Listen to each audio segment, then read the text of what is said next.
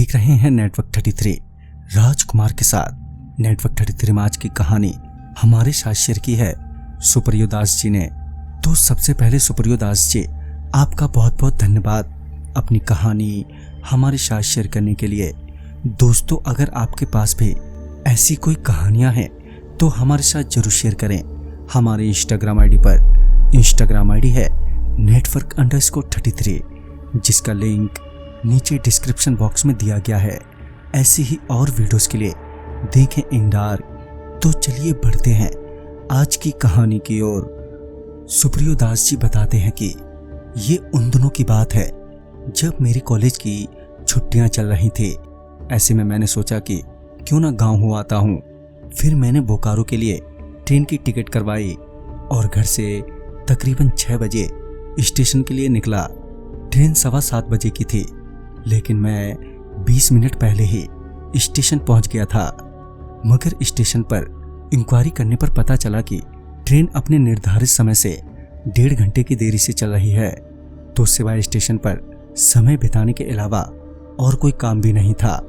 इसी बीच मैंने रास्ते के लिए खाने पीने का सामान खरीद लिया ताकि सफर अच्छे से कट जाए। ट्रेन को आने में अभी काफी वक्त था। मैं प्लेटफार्म पर ही कानों में ईयरफोन लगाए गाने सुन रहा था कि तभी मुझे लगा कि कोई मुझसे कुछ कह रहा है।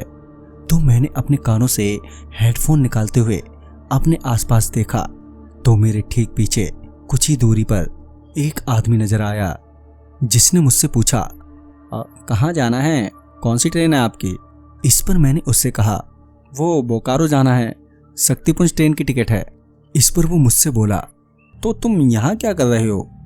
वो ट्रेन तो यहाँ नहीं आएगी। इस पर मैं बोला, क्यों, हमेशा तो इसी प्लेटफार्म पर आती है। फिर उस आदमी ने कहा, मगर आज नहीं आएगी, चलो तुम मेरे साथ, तुम्हें छोड़ देता हूँ, दूसरे प्लेटफार्म पर आएगी। मुझे वो आदमी कुछ ठीक नहीं लग रहा था। थोड़ी देर की बातचीत के बाद मैंने उसे इग्नोर करना शुरू कर दिया, मगर वो अभी भी मेरे पीछे ही पड़ा था। उसके लगातार बड़बड़ किए जाने से मैं इरिटेट हो गया था। मैंने उसका हाथ पकड़ा और चिल्लाते हुए कहा, तू यहाँ से जाता है या नहीं जाता है, हैं? इस पर वो बोला, मेरा क्या, तुम्हारी ही ट्रेन छूटेगी भाई। जब उसने मुझसे ये कहा तो मुझे लगा कि कहीं सच में मेरी ट्रेन न छूट जाए।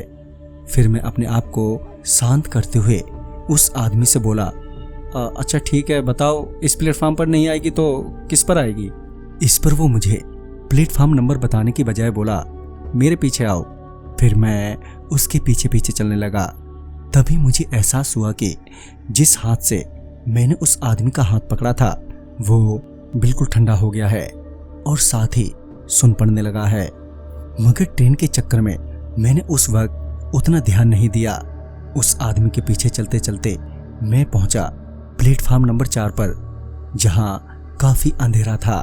साथ ही वहां पर कोई दूसरे यात्री भी नहीं थे, मानो यहां कोई ट्रेन ही नहीं आने वाली।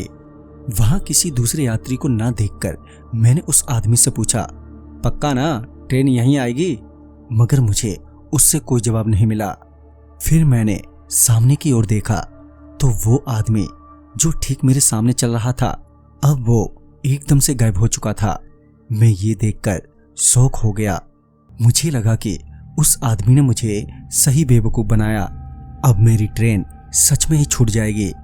मैं ये सोच ही रहा था कि वो मुझे प्लेटफार्म के एंड में खड़ा नजर आया। मैंने उसे जोर जोर से आवाज देते हुए कहा, अरे भाई साहब, ये तो बताते जाओ, ट्रेन सच में इसी प्लेटफार्म पर आएगी ना?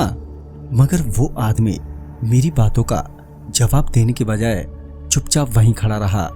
फिर मुझे लगा शायद मेरी आवाज उस तक नहीं पहुंच रही है, तो मैं दौड़कर उसके पास गया और फिर पूछा, ट्रेन यहीं आएगी ना? इस पर वो बड़े ही अजीब ढंग से हंसते हुए बोला, अब तुम कहीं नहीं जाओगे सिवाय कब्रिस्तान के। तभी आती हुई मालगाड़ी की फ्रंट लाइट की रोशनी उसके चेहरे पर पड़ी तो देखा कि उसका चेहरा पूरा सफेद है और आंखें पूरी काली हैं। मैं डर के मारे कांपने लगा और मैं वहां से भागने ही वाला था कि उसने मेरी गर्दन पकड़ ली। उसके लंबे लंबे नाखून मेरे गले में धंसने लगे। मैं दर्द से बुरी तरह से छटपटाने लगा और अपने आप को उससे छुड़ाने की भरपूर कोशिश करने लगा।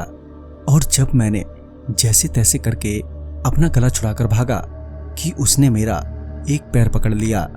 अब मुझे भी लगने लगा था कि मैं नहीं बच पाऊंगा।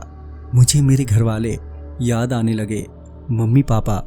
उनका चेहरा एकदम से सामने आने लगा और मैं उसी वक्त रोने लगा कि तभी सामने से कोई डंडा बजाते हुए चिल्लाते हुए बोला, कौन है वहां पर? वो डंडा जोर जोर से बजाते हुए मेरे पास आए और बोले, तुम यहाँ क्या कर रहे हो? हाँ? मैं अभी नीचे जमीन पर पड़ा हुआ था और आंखें बंद करके बस रोए जा रहा था। तभी उस आदमी ने मुझे उठाया और फिर उसने पूछा, तुम कौन हो और यहाँ क्या कर रहे हो? फिर मुझे एहसास हुआ कि वो शैतान वहां पर नहीं है और मेरे सामने आरपीएफ का जवान खड़ा है। तभी मैंने उन्हें सारी बात बताई। फिर वो मुझे अपने साथ ले गए। फिर जब मैंने उस आरपीएफ के जवान को अपनी ट्रेन की टिकट दिखाई तो वो मेरे को उसी प्लेटफार्म पर ले गया जहां ट्रेन आने वाली थी। साथ ही ये भी बताया कि जिसने तुम्हें गुमराह किया वो पहले एक सफाई कर्मचारी था। एक रोज वो जब ट्रैक की सफाई कर रहा था तो उसका पाँव ट्रैक में फंस गया और तभी ट्रेन भी आ गई और ट्रेन की चपेट में आकर उसकी मौत हो गई। उसके कुछ दिनों बाद से ही वो ऐसे ही लोगों को बहला फुसलाकर अपने साथ ले जाता है और अभी तक यहाँ पर कई हादसे भी हो चुके हैं। तुम किस्मत वाले हो जो बच गए। इसी बीच मेरी ट्रेन भी आ गई।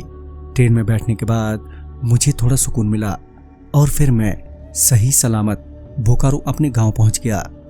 तो दोस्तों, इस कहानी में बस इतना ही। कहानी आपको पसंद आई हो तो लाइक शेयर करें और साथ ही हमें कमेंट बॉक्स में जरूर बताएं। तो मैं आपका दोस्त राजकुमार जल्दी ही मिलूंगा आप ही की भेजी एक नई कहानी के साथ। तब तक के लिए बाय एंड टेक केयर।